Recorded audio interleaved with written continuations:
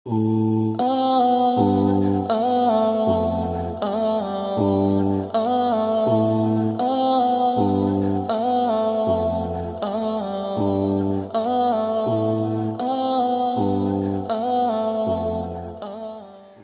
اشرح لي صدري ويسر لي أمري واحلل عقدة من لساني يفقهوا قولي أما بعد فأعوذ بالله من الشيطان الرجيم بسم الله الرحمن الرحيم.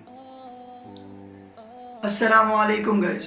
This is your father Hafiz Sayyid Ashar Hassan. I am here to talk about Ramazan. Ramzan के बारे में कुछ सवालात आते हैं जिनका जवाब मैं आज दूंगा इंशाल्लाह इस वीडियो में।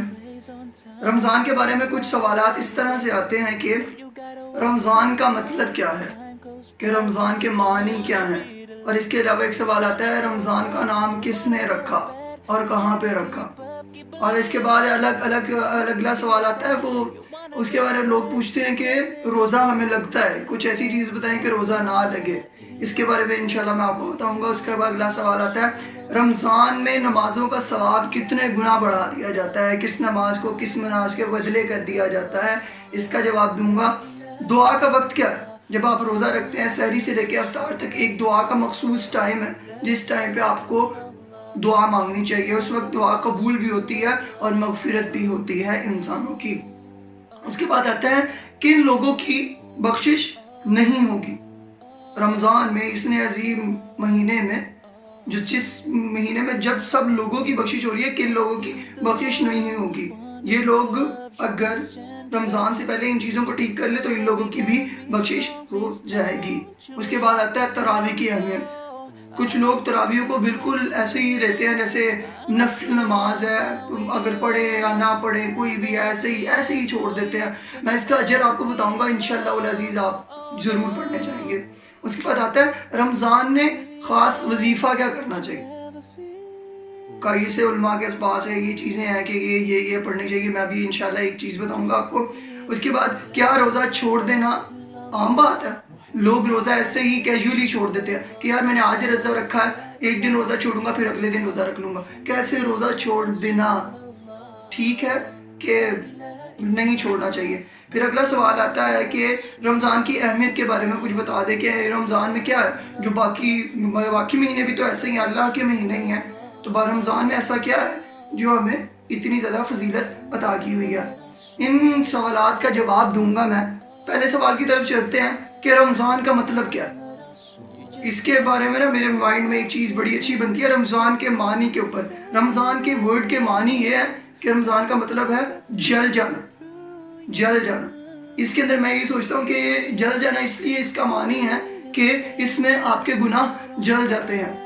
इसके अंदर ये एक मैं स्टोरी बना के आपको बताऊंगा, और जिनका ये सवाल है कि हमें रोज़ा लगता है इंशाअल्लाह अज़ीज़ वो ये सुनेंगे स्टोरी को तो फिर उनको रोज़ा नहीं लगेगा। जैसे आप ये सोचें कि आपने एक भट्टी, एक चूल्हा, एक बर्नर ऑन किया और उसमें आप गुनाह डाल रहे हैं, समझे सहरी से इफ्तार तक आपका ये काम है। रोज़े का मतलब, रमज़ान का मतलब है जलना।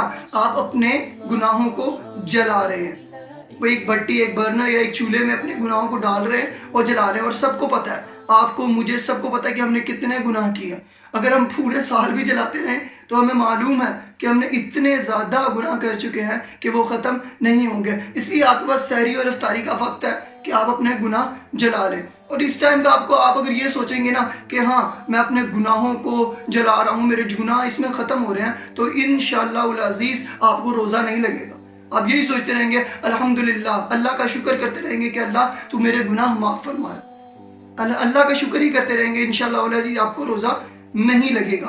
और इसके बाद नाम किसने रखा, दो सवाल तो हमने मुकम्मल कर लिए ना कि रोज़ा लगता है, तो इंशाल्लाह वो अपने माइंड में ये रखेंगे ना कि मेरे गुनाह खत्म हो रहे हैं। इंशाल्लाह रोज़ा लगने के बजाय वो अल्लाह ताला का शुक्र अदा करेंगे कि अल्लाह तेरा शुक्र है कि हमारे गुनाह खत्म हो रहे हैं। रमज़ान का मतलब है जल जाना। अगले सवाल की तरफ बढ़ते हैं, नाम किसने रखा।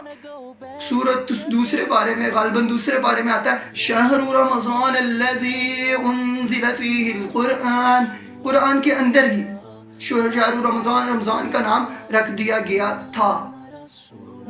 अरबियों ने नाम रखा है, लेकिन डिसाइड पहले से रमज़ान का नाम रखा जा चुका था, अल्लाह ताला ने इसका नाम खुद रखा है। ایک چیز مجھے بڑی عجیب لگتی ہے کہ ہمیں جنوری، فروری، مارچ، اپریل، مئی، جون، جولائی، اگست، ستمبر، اکتوبر، نومبر، دسمبر، یہ نام تو بڑی فر ایسے جیسے کہ کیا بات ہے، ملائی کی طرح یاد ہوتے ہیں، لیکن ہمیں اسلامی مہینوں کے نام نہیں یاد ہوتے۔ کسی سے پوچھ لو نا اسلامی مہینوں میں رمضان کہاں پہ آتا ہے، کون سا وہ مہینہ ہے، نا جی نا، کسی کو کچھ بھی نہیں پتا۔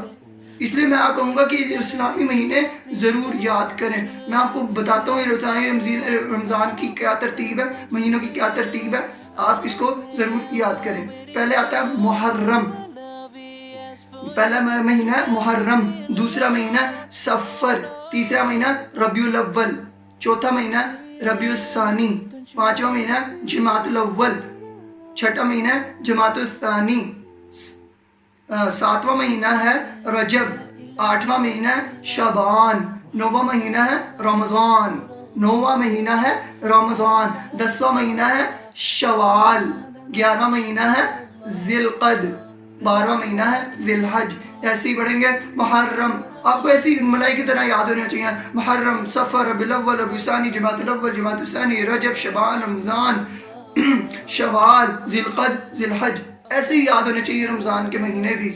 اور رمضان کا بھی پتہ ہونا چاہیے کہ یہ 9واں مہینہ ہے رمضان کے مطابق۔ اگلے سوال کی طرف چلتے ہیں، رمضان میں نمازوں کے ثواب میں کتنا اجر بڑھ جاتا ہے؟ نمازوں کے ثواب میں کتنا اجر بڑھ جاتا ہے، مطلب رمضان کے اندر باقی مہینوں سے ڈیفرنٹ ہے۔ آپ نماز پڑھتے ہیں، نماز اتنا ثواب ہے، لیکن اللہ تعالیٰ نے رمضان کو فضیلت دینے کے لیے اس کی نماز کا بھی ثواب بڑھا دیا۔ آپ جو نفل نماز پڑھتے ہیں نا، اس کا ثواب ایک فرض کے نماز کے جتنا ہو جاتا ہے۔ یہ تصدیق شدہ بات ہے کہ ایک نفل نماز کا ثواب ایک فرض نماز کے جتنا ہو جاتا ہے، اور فرض نماز کا ثواب 70 گنا بڑھا دیا جاتا ہے۔ مطلب آپ عام دنوں میں 70 نمازیں پڑھیں، 70 نمازیں پڑھیں، اور رمضان کے مہینے میں صرف ایک نماز پڑھیں، اتنا ثواب آپ کو ملے گا۔ سبحان اللہ۔ اس سے آپ کو پتہ چل چکا ہوگا کہ رمضان میں نماز کی ویسے تو اہمیت ہے، عام دنوں میں بہت زیادہ اہمیت ہے، گناہ ہے چھوڑنے پر، فرض ہے نماز، لیکن رمضان میں اس سے بھی زیادہ آپ کو پڑھنی چاہیے، کیونکہ اگر آپ کو کوئی دے رہا ہو نا یہ چیز اتنے کی ہے، اس پہ 70 آف چل رہا ہے، ہم لوگ دوڑ لگاتے ہیں شاپ پہ، جی کپڑے 70% آف چل رہا ہے، وہاں چلے جاتے ہیں۔ اس لیے رمضان میں بھی ادھر بھی 70% آن چل رہا ہے، 70% آپ کو ملے گا، ایک چیز پہ 70% گنا زیادہ آپ کو ثواب ملے گا، تو کیوں نہیں ہم اس طرف آتے ہیں۔ اگلے سوال کی طرف چلتے ہیں کہ دعا کا وقت، دعا قبول ہوتی ہے کس وقت میں، مغفرت ہوتی ہے کس وقت میں؟ دعا رمضان کے وقت، رمضان میں روزے کے وقت کون سا وقت ہے جس میں دعا مانگنا سب سے زیادہ بینیفیشل ہے، سب سے زیادہ اچھا ہے، سب سے زیادہ اچھا وقت کون سا ہے؟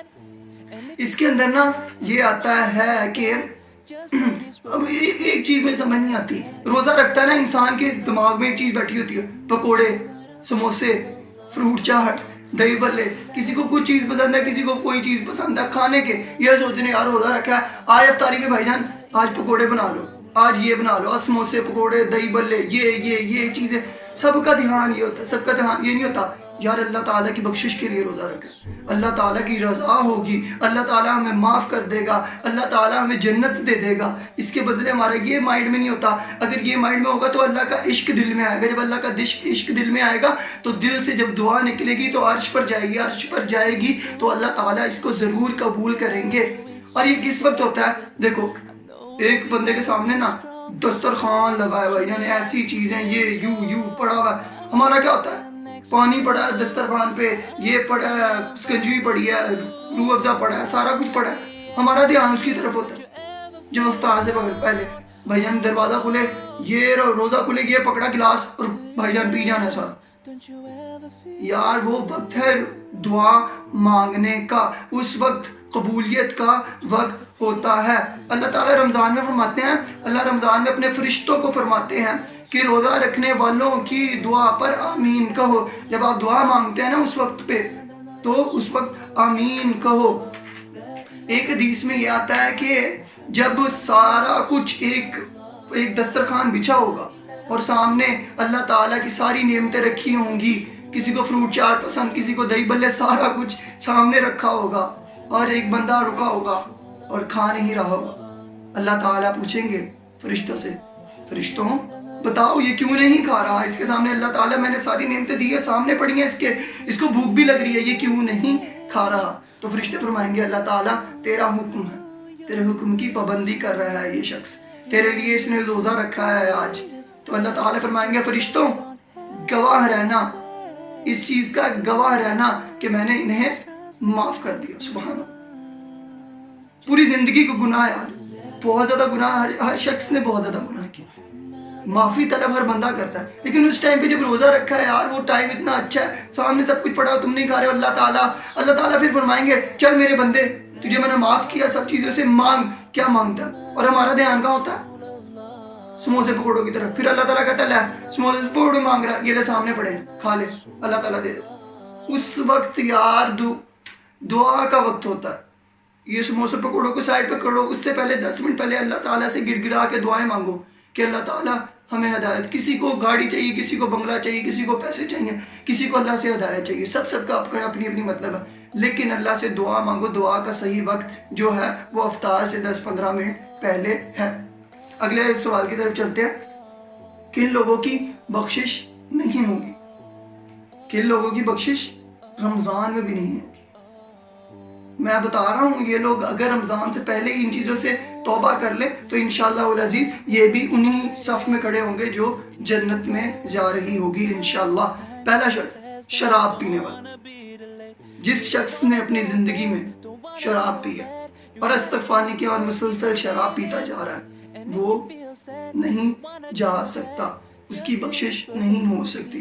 اگر وہ 2 دن پہلے کر لے، میں کہتا 2 منٹ پہلے ہی کر لے رمضان سے، جی میں آج شراب نہیں پیوں گا، میں گواہی دیتا ہوں کہ اللہ تعالیٰ تو کہتا ہے کہ تم دنیا کے سارے پہاڑ اور دنیا کی سیاہی ختم کر دو، اپنے گناہ کرتے کرتے کرتے کرتے گناہ پہاڑ انبار لگا دو، اور تم ایک دفعہ اپنے دل سے استغفار کو، میں سارے گناہ معاف کر دوں گا۔ تو اللہ کیسے اللہ آپ کو معاف نہیں کرے گا؟ اور اللہ معاف کرنے والا ہے، شراب پینے والا بھی اگر معافی مانگے تو اللہ معاف کر دے گا۔ ماں باپ کا نافرمان دوسرا شخص۔ تیسرا شخص رشتہ داروں سے قطع تعلقی کرنے والا، رشتہ داروں کا دل دکھانے والا، کینہ رکھنے والا۔ ایک ماں باپ کا نافرمان ہونے کے بارے میں مجھے 3-4 چیزیں یاد ہیں کہ اللہ تعالیٰ نے فرمایا ہر گناہ کی جو سزا ہے نا، ہر گناہ کی سزا موت کے بعد ملے گی، موت کے بعد ہر گناہ کی سزا موت کے بعد ملے گی، لیکن اللہ تعالیٰ فرماتے ہیں جو ماں باپ کا نافرمان ہے، جس دن سے وہ نافرمانی کرتا ہے اس دن سے اس کو سزا ملنی شروع ہوتی ہے اور قیامت کے بعد تک اس کو سزا اس چیز کی ملتی رہے گی۔ ایک اور جگہ فرماتے ہیں زنا، کفر اور شرک کی سزا موت کے بعد ہے، لیکن اس کی سزا دنیا میں ہی ہے۔ اور ایک جگہ جب آپ صلی اللہ علیہ وسلم سے پوچھا گیا آپ صلی اللہ علیہ وسلم قیامت کب آئے گی؟ آپ صلی اللہ علیہ وسلم نے فرمایا جب ماں باپ کو ذلیل کرنے لگے گے، ماں باپ کو ذلیل کیا جائے گا، نعوذ باللہ۔ اور اگلے طرف چوتھا بندہ ہے کینہ رکھنے والا۔ کینہ کا مطلب میں آپ کو بتا دوں، کینہ کی ڈیفینیشن یہ ہے، کینہ کے اندر نفرت آتی ہے، نفرت دل میں آنا تو اس کو بغض کہتے ہیں، اور کینہ کہتے ہیں اگر نفرت دل میں ہے اور اسی شخص کو آپ نقصان بھی پہنچانا چاہتے ہیں اس کو کہتے ہیں کینہ۔ اس لیے کینہ رکھنے والا اپنے دل کو صاف کر لے رمضان کے آنے سے پہلے، انشاءاللہ العزیز آپ کی بھی مغفرت ہو جائے گی۔ اگلے طرف چلتے ہیں، رمضان میں خاص وظیفہ کیا پڑھنا چاہیے؟ بڑا آسان سوال ہے اور اس کا جواب بھی بہت آسان۔ بہت سے لوگ کہتے ہیں یہ کرنا چاہیے، یہ کرنا چاہیے، یہ پڑھنا چاہیے، یہ کر لو تو آپ کی یہ وظیفہ کامیاب۔ میں کسی وظیفے کو نہیں کہتا کہ جو مرضی وظیفہ آپ کے اوپر آپ جو مرضی کر سکتے ہیں، لیکن رمضان میں سب سے اچھا وظیفہ قرآن مجید ہے۔ قرآن مجید جتنا زیادہ ہو سکے قرآن مجید کی تلاوت کی جائے، قرآن مجید کو پڑھا جائے، سب سے زیادہ اچھا وظیفہ جو وہ ہے وہ قرآن پاک ہے۔ کیا روزہ چھوڑ دینا چاہیے؟ عام بات ہے، کیا روزہ چھوڑ دینا چاہیے؟ کیا حضرت علی رضی اللہ عنہ فرماتے ہیں کہ ایک فرض روزہ چھوڑ دینا، خود سوچے آپ کہ ایک فرض روزہ چھوڑ دینا قیامت تک اس روزے کی قضا میں نفلی روزے رکھتے رہو۔ ایک روزہ آپ نے چھوڑ دیا نا فرض، اس کے مقابلے میں نفلی روزے اس کی قضا میں رکھتے رہو قیامت تک، پھر بھی اس فرض روزے جتنا ثواب نہیں مل سکتا۔ تو کون بے وقوف ہے کہ ایک فرض روزہ، صرف ایک روزہ رکھنا ہے اور آپ کو اتنا اجر ملے گا، اور اس روزے کو چھوڑنے پہ اتنا بڑا گھاٹا۔ اس دنیا میں کوئی بھی گھاٹا لینے نہیں آیا، سب اپنے منافع کے لیے آیا، سب اپنا نفع چاہتے ہیں، اس لیے اتنا بڑا گھاٹا کوئی بھی انشاءاللہ العزیز کوئی بھی کرنا نہیں چاہے گا۔ اس لیے میں کہوں گا روزہ کسی بھی حال میں نہیں چھوڑنا چاہیے، نہیں چھوڑیں۔ اگر آپ بالغ ہیں، آپ پہ روزہ فرض ہے، سمجھ بوجھ رکھتے ہیں، آپ پہ روزہ فرض ہے اور آپ روزہ رکھیں، اس کا اتنا اجر ہے۔ قیامت والے دن روزہ اللہ کے لیے، اور قیامت والے دن اللہ ہی اس کا اجر دے گا اور انشاءاللہ دے گا۔ اگلے سوال کی طرف لڑتے ہیں کہ رمضان کی اہمیت کیا ہے؟ رمضان کی اہمیت کا اندازہ نا مجھے ایک ہی چیز سے ہے، اسلام کے بنیادی نکات 5 ہیں، توحید و رسالت، اس کے نا پوائنٹس بنے، توحید و رسالت، اللہ تعالیٰ کو ایک مانا، نماز جو سب سے زیادہ فرض ہے، روزہ، زکوٰۃ، حج۔ روزہ، یار روزہ اسلام کے نکات میں آتا ہے، یہ روزہ تو اس کی اہمیت کتنی زیادہ ہوگی۔ جو روزہ نکات میں آتا ہے، تو عید و رسالت پہ جس کا ایمان نہیں ہے وہ فارغ ہے، وہ اسلام کے دائرے سے ہی باہر ہے، اسی لیے اسی کے اندر روزہ آتا ہے۔ اس کی اہمیت کا اندازہ آپ کو ادھر سے پتہ چل جائے گا۔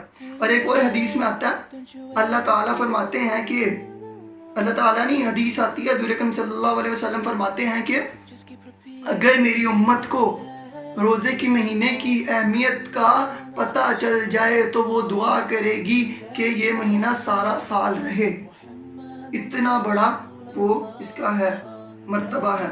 ایک اور جگہ ہے کہ اللہ تعالیٰ فرماتے ہیں کہ مال کی زکوٰۃ دیتے ہیں اور اپنے بدن زکوٰۃ کی جگہ روزہ رکھتے ہیں۔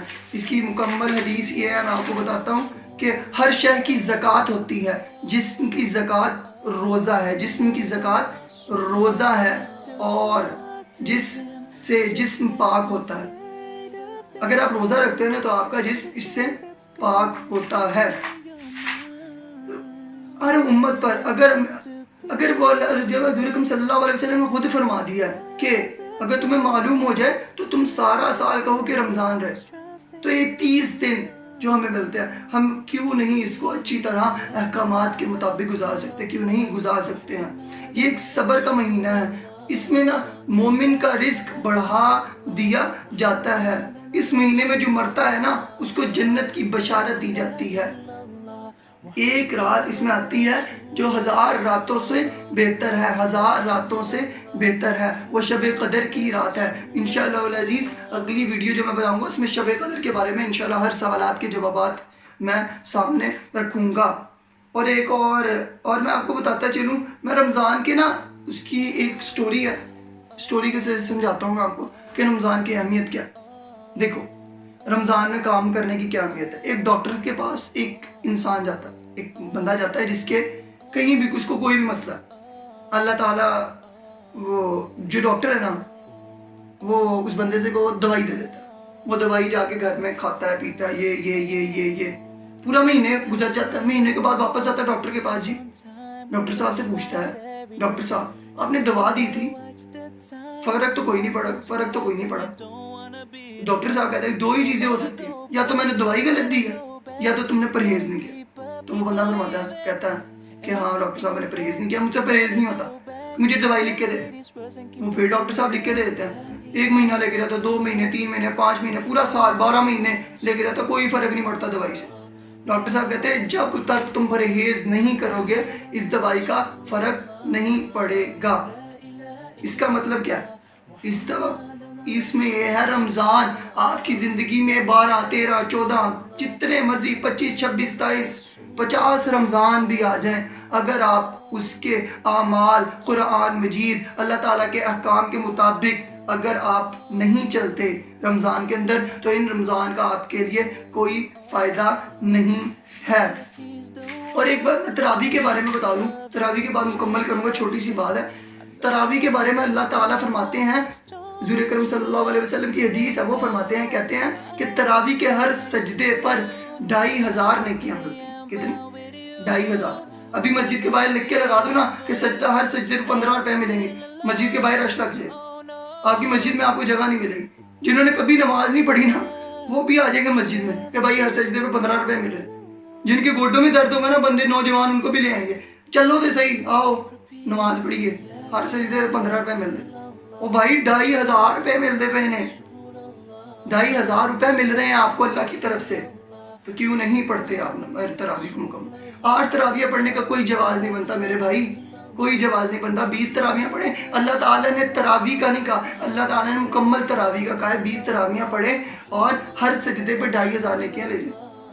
20 رکعتیں ہوتی ہیں, 40 سجدے ہوتے ہیں, 60,000 نیکیاں ایک دن میں 2 گھنٹے کے اندر, 1.5 گھنٹے کے اندر 60,000 نیکیاں کوئی کم سودا ہے یار. ہر سجدے پہ نا 2,500 نیکیاں تو لگتا ہے نا. ہر سجدے پہ ایک سرخ یاقوت کا محل آپ کے لیے جنت میں بنے گا, اور ہر سجدے پہ ایک درخت بنے گا جس کے نیچے 1000 سال ایک گھوڑا دوڑے تو اس کا سایہ مکمل نہ ہو. یار سبحان اللہ, اللہ اکبر. تراویح نہیں چھوڑو میرے بھائی, سال کے بعد آتی ہے. 60,000 نیکیاں یار ایک دن کے اندر کون چھوڑ سکتا ہے؟ بہت بڑا نقصان ہے, بہت بڑا نقصان ہے. آخری تراویح جب آپ ساری 30 دن تراویح پڑھ لیتے ہیں, آخری تراویح والے دن حضور اکرم صلی اللہ علیہ وسلم فرماتے ہیں کہ آخری تراویح میں اللہ کہتے ہیں کہ فرشتوں ان لوگوں کو کہو جنہوں نے روزے رکھے اور راتوں میں قیام کیا. راتوں میں قیام کا مطلب ہے تراویح, رات میں قرآن راتوں کو تراویحاں پڑھی تو میں نے اس کے بدلے ان کے سارے گناہوں کو معاف کر دیا. یعنی 30 دن بعد آپ بالکل جیسے بچہ پیدا ہوا ہے, کوئی گناہ نہیں. اگر ایسا چاہتے ہیں تو مکمل تراویح پڑھے, روزہ رکھے, ساری چیزوں کو مکمل کریں. انشاءاللہ العزیز آپ بالکل پاک صاف ہو جائیں گے رمضان کے بعد. اللہ تعالیٰ فرماتے ہیں من صام رمضان ایمانا احتسابا, من قام رمضان ایمانا و احتسابا. روزہ رکھو تو اللہ کی رضا کے لیے, تراویح پڑھو تو اللہ کی رضا کے لیے. اللہ تعالیٰ اس سے تمہارے سارے گناہ معاف کر دے گا. Thank you. It's me Hafiz Syed Ashar Hasan signing off. السلام علیکم. Thank you. You gotta keep up, keep believing. And if you feel sad, you gotta go back.